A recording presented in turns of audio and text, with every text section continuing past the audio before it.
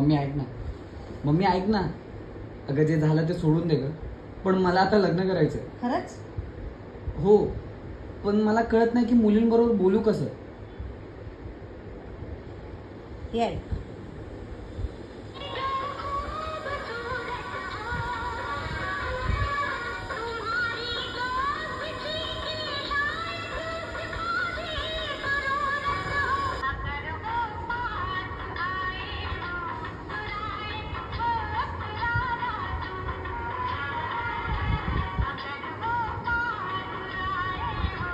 कळलं?